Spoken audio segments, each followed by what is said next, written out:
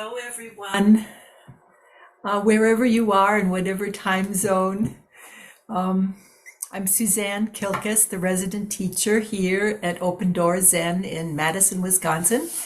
I'm here today. Flint is in the UK with Maria, who's and the UK Sangha. They'll be doing their retreat beginning on Thursday. I think he arrived yesterday. So let's begin with a sit. And then we'll go on for what we do in inquiry.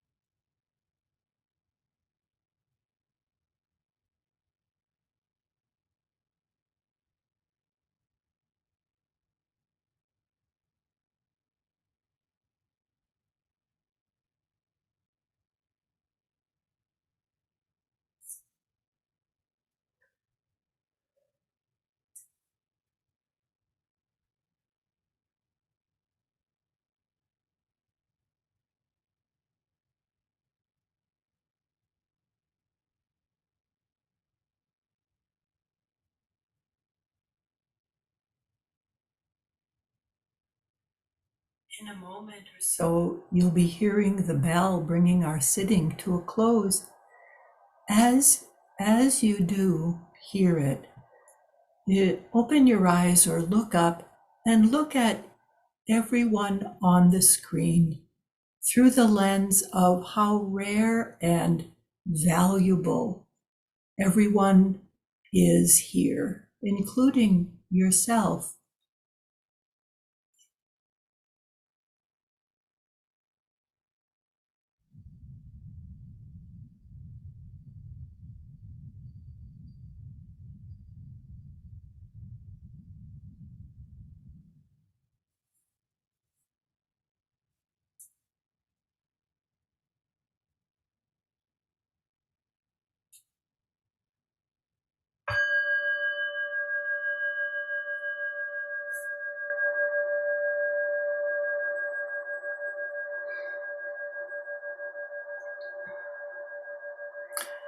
And together we'll say the verse of the robe.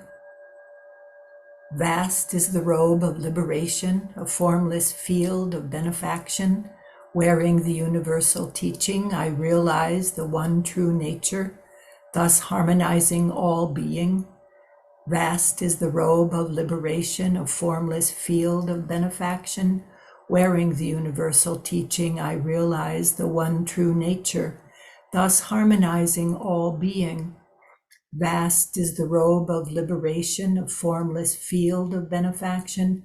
Wearing the universal teaching, I realize the one true nature, thus harmonizing all being.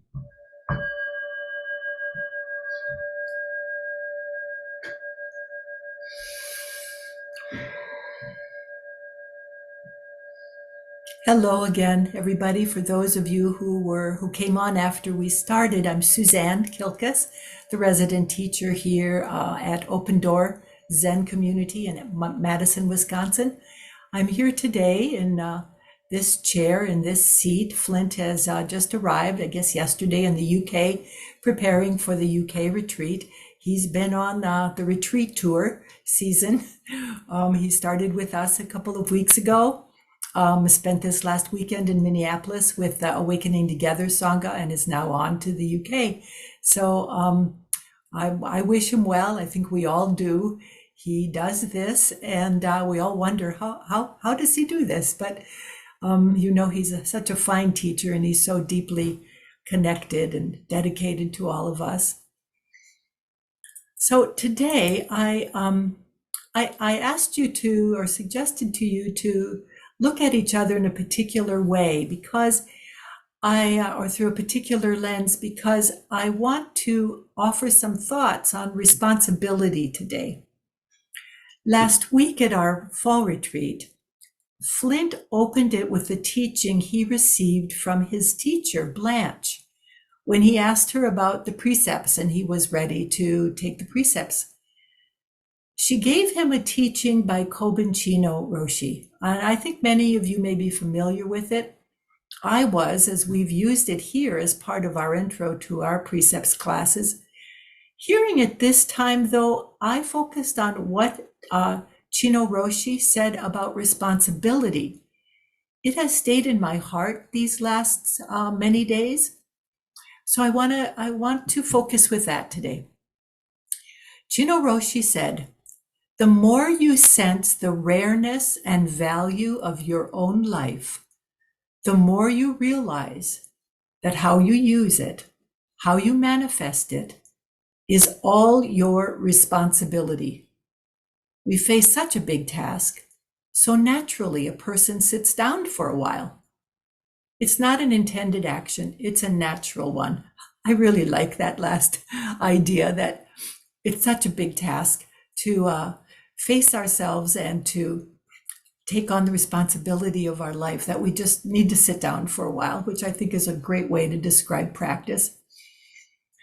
We often speak of responsibility, though, as the ability to respond rather than react from our automatic pilot of life conditioning. As we develop the ability to respond, we practice pausing, considering what is called for, looking at options, making the choice, and then taking deliberate action. All of this might happen quite quickly or over a long period of time. An example of a quick one happened on our retreat when the fire alarm went off in our room and we all looked up and it was smoky. So we had to vacate the room very quickly, and then those of us who were managing the retreat had to decide how to get the fire department there, what numbers to call, and all of that. So it happened quite quickly. But there are other considerations that happen over a period of time. But each of these are necessary steps and important to practice every day, even though we'll never get it perfectly. We're never going to eliminate our conditioning or an automatic response to something. But this kind of practice is a really important aspect of our overall practice. What got my attention in hearing Chino Roshi's teaching this time was the more you sense the rareness and value of your own life. That line, as it's connected to taking responsibility for how we use our lives and what we manifest. Commonly, though, responsibility is often taught as a character trait, something to develop as we mature. Unfortunately, it is often felt and held as a burden, a weight to carry in the face of the difficulties of everyday life. Admonitions like, be responsible, or who's responsible for this mess, burden us with fears and even shame that can last quite a long time.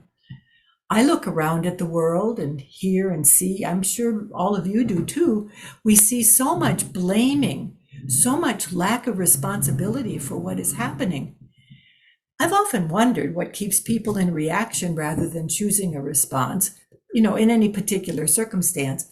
I've been a student of human behavior all of my adult life, and this wondering might reflect some naivete on my part.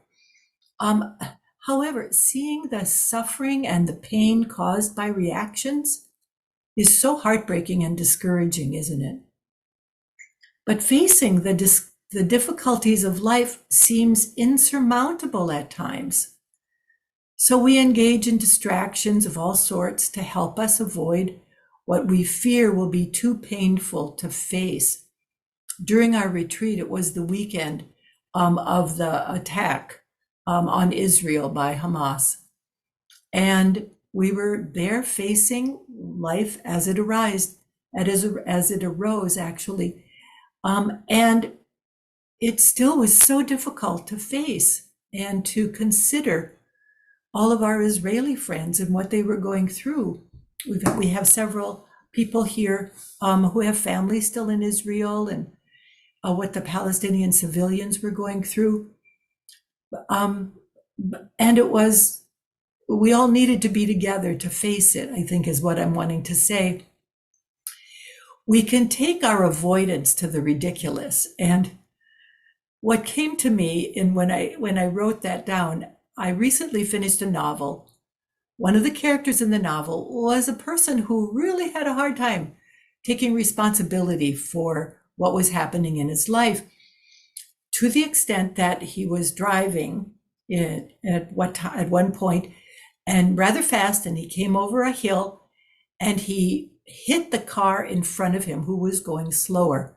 He injured himself quite severely. As he was laying in his hospital bed, he was thinking about what had happened, and he decided that it was the fault of the driver of the other car, who was a pregnant woman. And he thought that pregnant women didn't have any right to be out on the road. It was too dangerous for them. So it was her fault. That just seemed really ridiculous when I read that story, but it certainly fit the character. But avoidance can also take us to the dangers, such as all the gun violence that we experience in our country and around the world. Judy Meyerson, a teacher and student of Joanna Macy, gives us this reminder of our human capacity. She says, our human nervous systems, bodies and brains, are not designed to handle this ongoing massive input and threat. And so many of us tend to turn away As if in a Netflix parody of reality, Don't Look Up. I'm not familiar with that one, but so I'll take her word for it. And numb or distract ourselves. And if we do fully look at reality as it is, we are often at a loss as to how we can possibly hold it all, allow ourselves to fully feel the extent of our pain and grief, and move through our despair.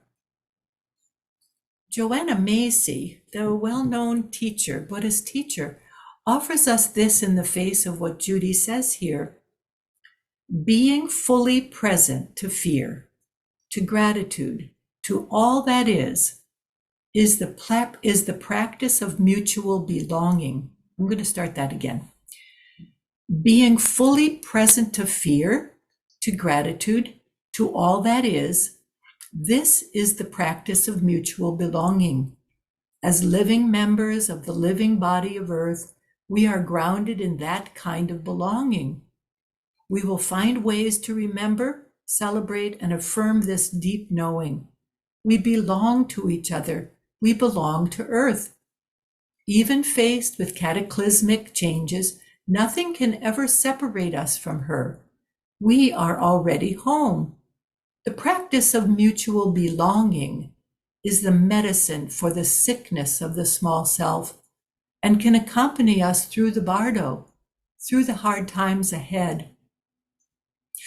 The thought that we might have a medicine, and it is in our connection with each other, is so comforting, I think. Kobun Roshi's teaching, tying responsibility to the rareness and value of our own life, brings up the question for me, how do we get to this realization of rareness and value? Because if this is the foundation of responsibility, and I think it is, our practice together and on our own reveals the light of true nature, what the Buddha spoke of following, being enlightened to the truth of life. Teachers, our ancestors after the Buddha, such as the Bodhidharma in China, spoke of big self nature as inconceivably wondrous. However, I think we all know this does not mean that it is bliss or perfection or a life free of difficulties and challenges and pain. The poet Donna Ashworth makes this perfectly clear in her poem, You're Perfect, You're being possessive, Y-O-U-R. Here's her poem. If you are not broken, bruised, weathered and worn, where have you been, my friend? If your battered heart does not still break every day, then perhaps you are not paying attention. Don't come out of this life preserved and perfect, my friend. You're supposed to crumble and rebuild 1,000,000 times over until your soul is satisfied you have given your all, because that's why you are here. Your perfect is not needed, but your broken is very important indeed.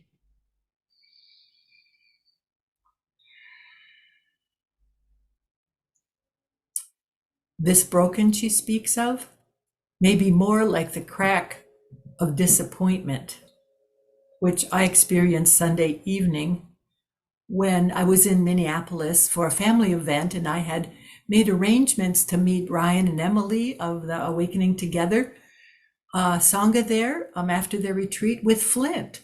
And I was so looking forward to it. We all were. And then at 3:00 in the afternoon, we receive a call from my nephew, who I had seen the night before. He had brought his babies over to my sister's house for us to hang out together for a while. And we really enjoyed each other. And there was hugging and there was holding babies and all of that. And at the end, as he was getting the children ready to go home, he said, oh, they've had a cold this week, but they're over it.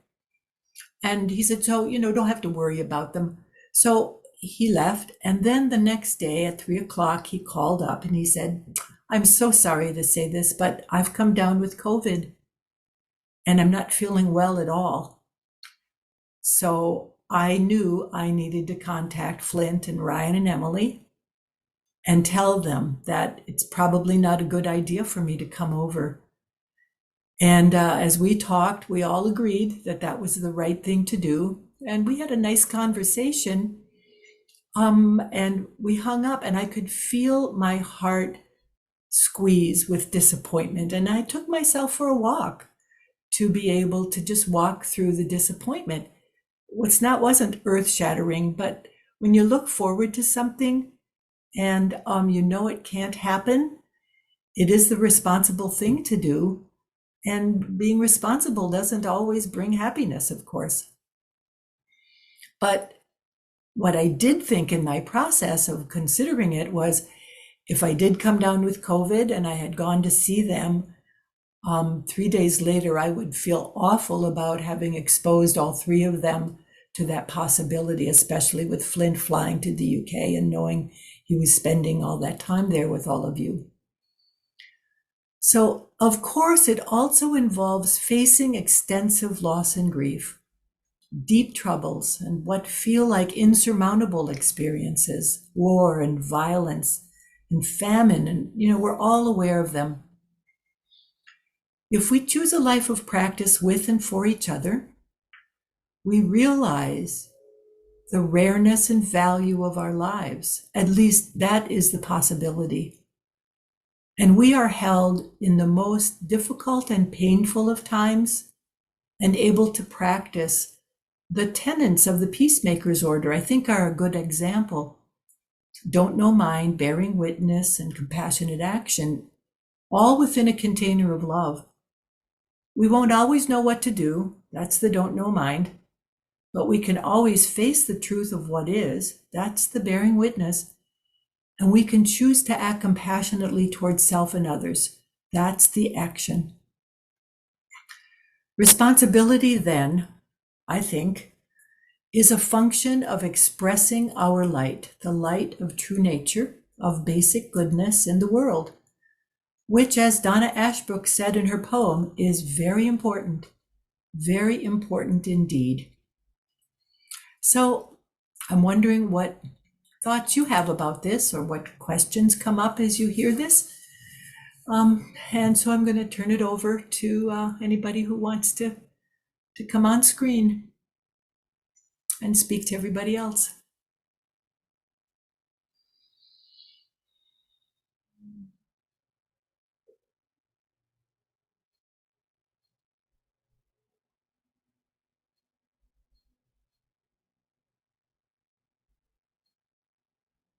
Now we have Rosemary. Hello, Rosemary. Hi, Suzanne. So lovely to see you. Oh, good to see you. Mm-hmm. And thank you. So in light of these horrific times that we're in, I recently heard a poem by Thich Nhat Hanh, which many people may know, called Call Me by My True Names.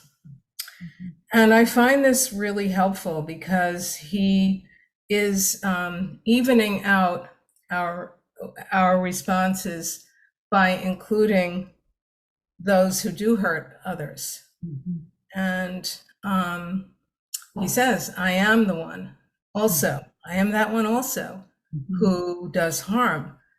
And, I think one of the parts is, and this person hasn't been at the place yet where they can see what they're doing, or something like this. And I find it really helpful to balance out the outrage, which is so easy to have.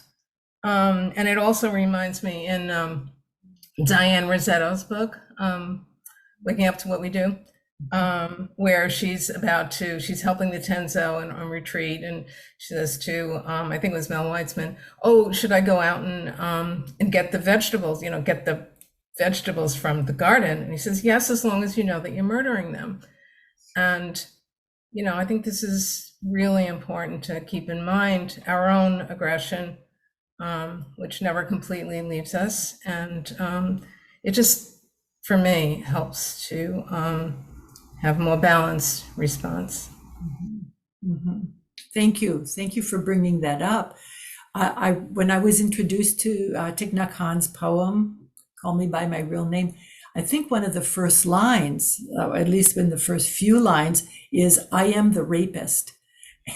And it just stunned me to consider that, oh, yes, we do need to even it out, as you say. I'm really glad, I really take how you say it.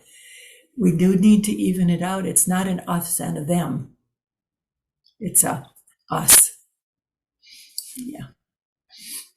Thank you so much, Rosemary. Thank you, Suzanne. So, oh, there you are. There you are, Chris. Hello. Oh, Zoom. Hi, Suzanne. I think this is the first time I've visited with you. It's good to meet you in this way. I'm not sure if you just said this, but anyway, someone did in the last few days about responsibility being about responding. And that's very helpful to me. I'm always working with the distinction between reacting and responding. So putting that bit on responsibility helps me with making that distinction. I'm pretty allergic to words like responsibility, duty, discipline. And it's discipline is the big one. Flint helped me with discipline as well by saying, discipline is remembering what you want. Yes. Well, that's so different from the way discipline was taught to me when I was young, the meanings that were put on it. So just thank you for talking about responsibility. That's very helpful for me. And you know, that frame of this is about responding. Thanks for coming up, Chris, to say this, because as a culture, we get responsibility all wrong. We handle it as a burden. We handle it as something we have to carry. We handle it, as you said, as discipline or duty. But we don't think about it in terms of, I have the ability to respond here. For example, my nephew did not have to call us. He felt very sad about it. He didn't have to call us to tell us he had COVID, had come down with COVID, but he thought that was the responsible thing to do because a group of us were at my sister's and we were from all over the country. So he knew, that was the responsible thing to do. And so I had to pay it forward in contacting Flint and Ryan and Emily. And because that I had the ability to consider, if I go over there and I pass on COVID and Flint gets on a plane and goes to UK and, brings, that has ramifications much bigger than the moment of disappointment. And yet we so struggle with developing the ability to respond. And that is what respondability is all about. Yeah, I just came back from a vacation trip, which was interrupted by the death of an uncle, my father's last sibling. And at first I thought, oh, Charles, why did you have to die now? Which horrified me that thought went through my head. But and so there was a few hours where I had to decide, am I going to go to his funeral, which I know will mean a lot to his family, but it's right in the middle of my vacation. But my response ability did come back and say, yes, of course you have to go to the funeral. So that's very meaningful. And it sounded like you gave yourself choices and you chose to respond that way. Yes, I did. And I was aware of all of that happening. That's a beautiful example, Chris. Thank you, Suzanne. You're welcome. Thank you for coming on. And we have Darcy.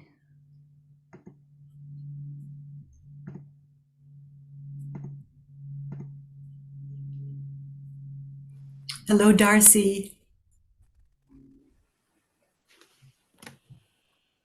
Hello, hello. It's good to see you, Suzanne, to see Good to see you. everyone. The words that were really sticking out for me, and I read this somewhere else this week. Maybe it was Open Door, the Koban Roshi quote. But the part that was sticking out for me again, it's the more you sense the rareness and value of life, the really the weight of this responsibility. No wonder you have to sit down for a while. It's that you have to sit down for a while, and I feel myself feeling brokenhearted just over and over and over again, and it's that I don't know, it feels like a sense of exhaustion or something. And so it seems like even in the course of a day, I sit down to feel the fear, the despair, whatever it is, joy, but it's all really full and raw and big, and it's exhausting. And sometimes I think, goodness gracious, you can hardly get anything done for all this, having to sit down in the middle of all this stuff. Anyway, I don't know. I see other people, it looks like they're able to be more productive. Well, it depends on what you consider as productive, because what I hear you describing, Darcy, is that necessary pause in order to just come to what's called for here. Sometimes what's called for is the sitting down, is the being with ourselves, so that we don't add to suffering. We don't add to our own suffering, or we don't add to anybody else's suffering. Yeah. I guess if that's the best I can do, that's the best I can do. Yeah. Yeah. And it is a really good thing to do. It is important indeed. Yeah. I've been listening to a fair amount of Norman Fisher's talks these days, and every talk has some part of it that he says, this is such an essential action to sit down, practice with ourselves, to practice with others and for others. This is one of the most important things we can do. And part of me goes, really? Yeah. Yeah, it is. It is. Yeah. And I think Koban Roshi's piece about, it's just a natural act to sit down, that encouragement, that support to pause and to consider. We don't get much encouragement to do that except in our practice life. Yes. Yeah. Yeah. So I'm always so grateful, and I'm really glad that you spoke to how important pausing is to face our brokenheartedness and be with it. Because I'm really trying not to push it aside. Just, I think, rather than trying to push to get things done, if I sense, something that seems to want to grab, just take the time. And it is interesting, because when I do actually let it take that pause and feel it, it doesn't last long. What lasts longer is all the resisting it that I do sometimes. Yes. Yeah. Because we have to keep resisting. We have to keep putting our energy into the resistance of it's true. But if we turn toward what's true, what you're saying here is so important. If we turn toward what is, it's with our broken hearts that love can come pouring out. Yeah. Well, it's very affirming. I appreciate you bringing it up. And it's like, it's no wonder we have to sit down for a while. It is kind of validating for me. But I wanted to hear what you had to say about that. So thank you so much. You're welcome. For being This here. is so good. So good to be with you. Mhm.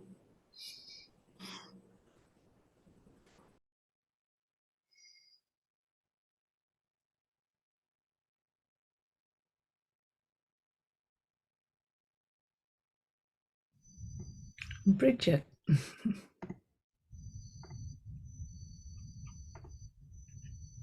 Suzanne, thank you so much. Because the idea of my ability to respond. One of the things you remarked about, though, is that we can end up trying to distract ourselves with other things in order not to feel all that. And that seems to be something I've been particularly doing since and I haven't been able to turn on the news or look at any more of the images coming from the Middle East. It's so heartbreaking. And I have had that same sense that Darcy's described in terms of just needing to pause. But what about those who want to distract ourselves? Because I came home from a rather intense weekend with seeing both my sisters.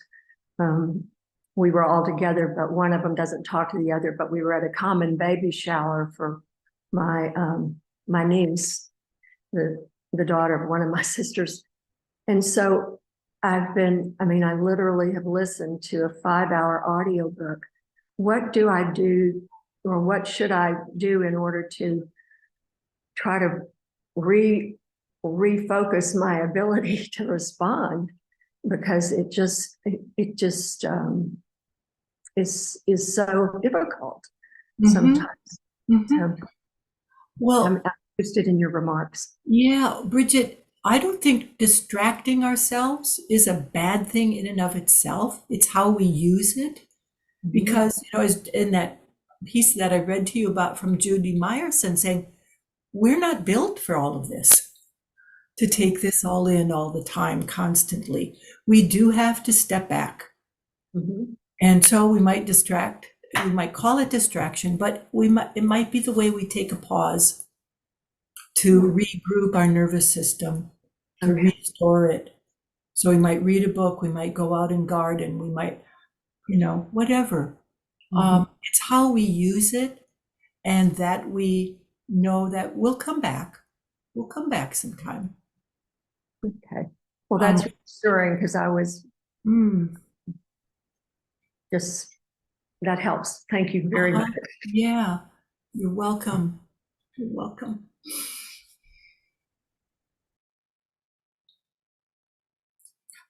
As we begin retreats, often we're reminded that in retreat, we're not retreating from the world. We're attending to retreating from our conditioning so that who we really are is revealed. And we're practicing that. So we need to sit down. We need to go to places that can restore us and renew us, because we're not meant to go on empty, as Trudy she so wonderfully talked about last week, although she used emptiness in a different way. But we do need to refuel and renew ourselves.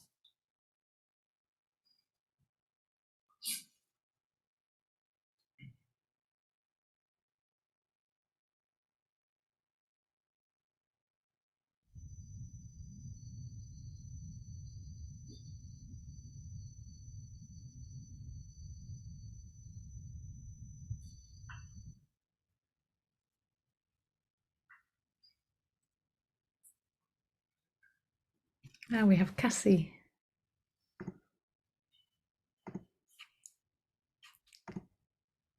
Hello, Cassie. Listen. What struck me was the line you just said of retreating from our conditioning. Mhm. And I picked up a pen and I wrote it down. Mhm. And what a wonderful thing it would be to take a break from myself.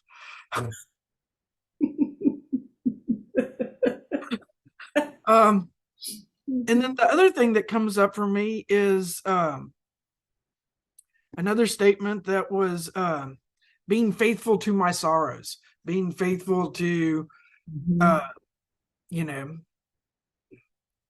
these things that I know I want to change. Mhm. Mhm. Mhm.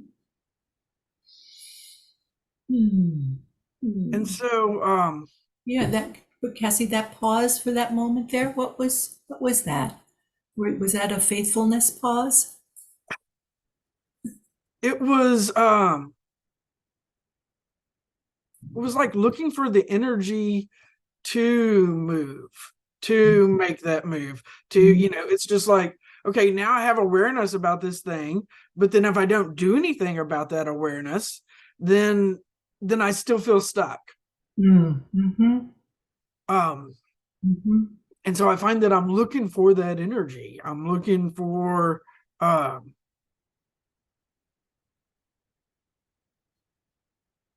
it's not that I'm looking for the turn because I think I see the turn. I'm looking for the step. Mm. Mm. Mm. You can never go wrong with giving it a drop of love, Cassie. Okay. With giving yourself a good drop of love. Okay, now I have Mary Poppins in my head. Singing some song. Mm. Yeah, the Buddha of Mary Poppins. Mhm. Uh, Mhm. Well, we forget when something comes up and we go, oh, this one again. yeah, We're so conditioned to be critical of ourselves. When we can look at it through the lens of love, we come by all of this stuff honestly, no? yeah, yeah. And when we can go, oh, there you are, okay, I can bring some love to this. Yeah, and that actually has a lot of energy in it. It does. It really does. It really does. Yeah, I Yeah. felt it. I felt it. Oh, good, Yeah, good. yeah. Hmm.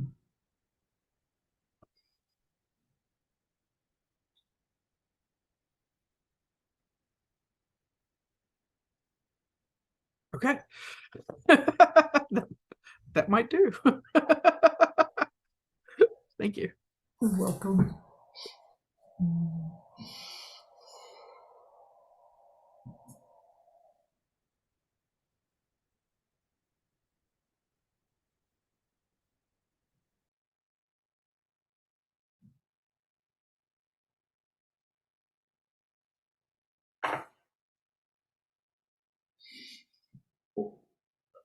I was reviewing my notes from our retreat this morning, and one of the things I wrote down was curiosity always will lead us to compassion.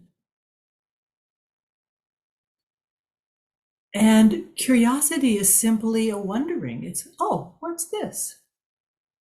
Oh, what's this? And when we can be genuinely curious about ourselves, about others, about what's going on, it opens our hearts.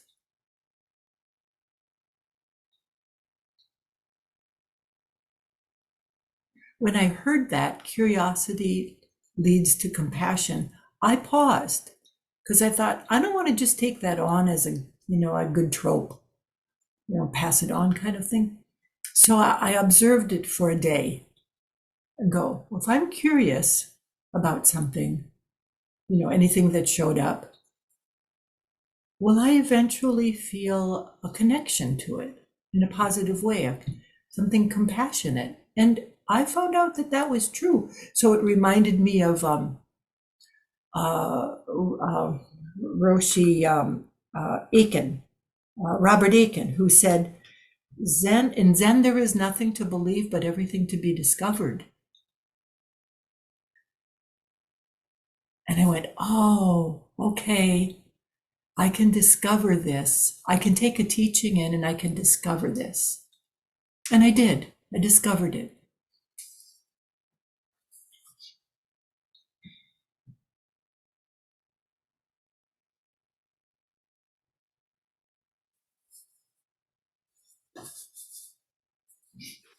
Rosemary's back. Yeah, good. It's like meeting you on the hill at the Hui, Rosemary. I know. Like, oh, yes. Yeah, back again. So the curiosity brings compassion. I think, and I was thinking about you too, Cassie, with your wanting, to change and how huge these things can feel. There's that step. And I think curiosity, it requires a slowdown that, at least for me at times, is there's a lot of fear in just the slowing down that the curiosity requires. And so I think that's kind of important, because I think it's true that you can't get to compassion without that curiosity. Yeah, if it's a pattern, let's say, if it's an entrenched pattern, yeah, well, eating, for example, eating, and then also TV watching, big pattern. So I can deal better with, let's not do it as much, or let's slow down with the eating, the behavioral part, much more than, oh, let's see what happens. And this is from Diane Rossetto, when she says, let's, when you're about to turn the TV on or take the food, whatever it is, let's explore what happens when you're about to. And I just, so that's that curiosity. And it's huge for me anyway. Too, for sharing with us. Thanks, Suzanne. Thank you. Hello, Sue. Hello, Suzanne. Your talk today was very potent, and everyone who's come up has added to that. And when you talked about the curiosity, and as you age, you need a lot of curiosity to meet what comes. This week I went to my retinologist, who told me that my macular degeneration is worse in one eye and spreading into the second eye. And those were not the words I wanted to hear. And I spent some time feeling very sad and distressed by all of this. And I talked with my husband and talked with some friend, and I talked with another friend this morning, and sort of felt like, okay, now I'm ready for the curiosity. What do I need to know? What do I, what's going to give me a feeling of, well, there could be some things to do. And so I've been reading quite a lot about it, and from reliable sources. And it's just kind of amazing where your curiosity can lead you. And for me, the curiosity, allows me to forgive this monster in my eyes. And it also allows me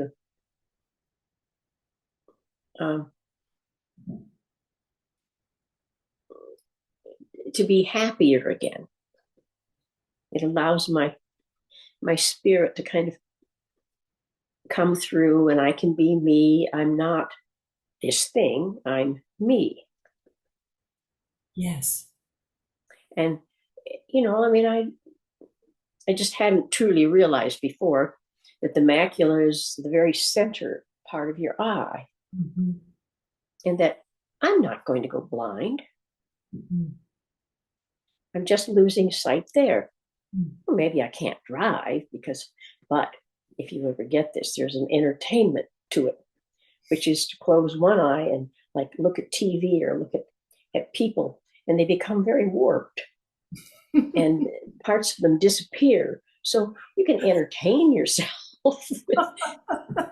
with these ridiculous things that, you don't want them, but, if they're there, well, do something with them. So it's, just kind of it was a very strong topic for me today. And I have to admit, I'm very shocked I've come forward to tell people about this.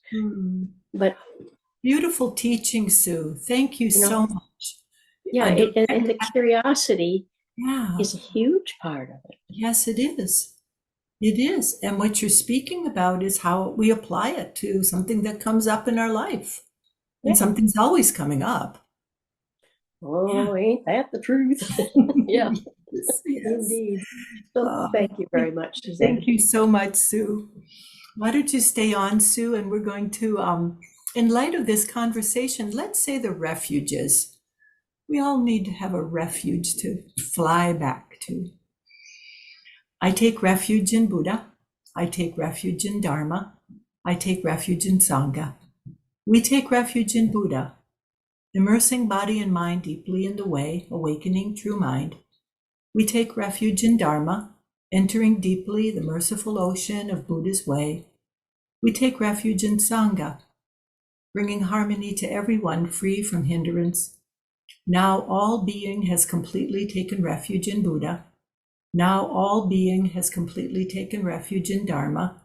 Now all being has completely taken refuge in Sangha.